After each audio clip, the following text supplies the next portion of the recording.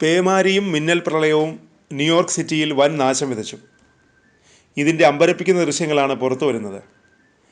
പ്രളയം വിഴുങ്ങിയതോടെ ന്യൂയോർക്ക് സിറ്റിയിൽ അടിയന്തരാവസ്ഥ പ്രഖ്യാപിച്ചു.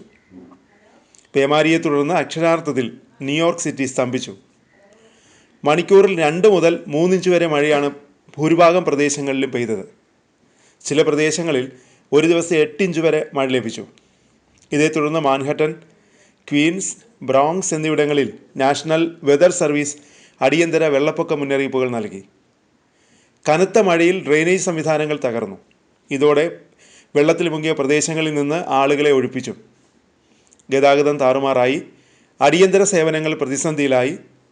അത്യാവശ്യമല്ലാത്ത യാത്രകൾ ഒഴിവാക്കാൻ ആളുകളോട് അധികൃതർ നിർദ്ദേശം നൽകി. ന്യൂയോർക്ക് നഗരത്തിലെ നിരവധി പ്രദേശങ്ങൾ കനത്ത വെള്ളപ്പൊക്കത്തിൻ്റെ പിടിയിലായി. റോഡുകളും സബ്വേ ടണലുകളും വീടുകളും വെള്ളത്തിനടിയിലായി. വെറും 24 മണിക്കൂറിനുള്ളിൽ ചില സ്ഥലങ്ങളിൽ 8 ഇഞ്ച് വരെ മഴ പെയ്തു. കനത്ത മഴയിൽ നഗരത്തിൻ്റെ അടിസ്ഥാന സൗകര്യങ്ങൾ താറുമാറായി. മാൻഹട്ടൻ, ക്വീൻസ്, ബ്രോങ്സ് എന്നിവിടങ്ങളിൽ നാഷണൽ വെതർ സർവീസ് ഒന്നിലധികം വെള്ളപ്പൊക്ക മുന്നറിയിപ്പുകൾ നൽകി. സമീപകാലത്ത് ഇതുവരെ കണ്ടിട്ടില്ലാത്ത മഴയാണ് പെയ്യുന്നതെന്ന് നാഷണൽ വെതർ സർവീസ് അധികൃതർ അറിയിച്ചു. ഇത് വളരെ അപകടകരമായ സാഹചര്യങ്ങൾ സൃഷ്ടിച്ചു. വീടിനുള്ളിൽ തന്നെ തുടരാനും വെള്ളപ്പൊക്ക സാധ്യതയുള്ള പ്രദേശങ്ങളിൽ നിന്ന് ഒഴിയാനും നാഷണൽ വെതർ സർവീസ് താമസക്കാർക്ക് നിർദ്ദേശം നൽകി. ടണലുകളിൽ വെള്ളം കയറിയതോടെ മാൻഹട്ടൻ, ക്വീൻസ്, ബ്രോങ്സ് എന്നിവയെ ബന്ധിപ്പിക്കുന്ന സബ്വേ ലൈനുകളിലൂടെയുള്ള ഗതാഗതം നിർത്തിവെച്ചു. പല പ്രധാന റോഡുകളും ഗതാഗത യോഗ്യമല്ലാതായി. ഇതോടെ യാത്രക്കാർ കുടുങ്ങി.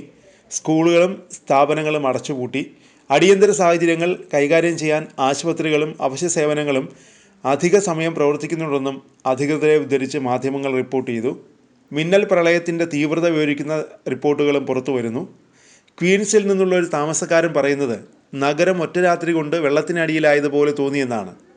തെരുവുകൾ നദികളായി മാറി. ഞങ്ങൾക്ക് ഉയർന്ന സ്ഥലങ്ങളിലേക്ക് മാറേണ്ടി വന്നു, പ്രദേശവാസി പറയുന്നു. കുടിയിറക്കപ്പെട്ട കുടുംബങ്ങളെ പാർപ്പിക്കാൻ അടിയന്തര ഷെൽട്ടറുകൾ സ്ഥാപിച്ചു.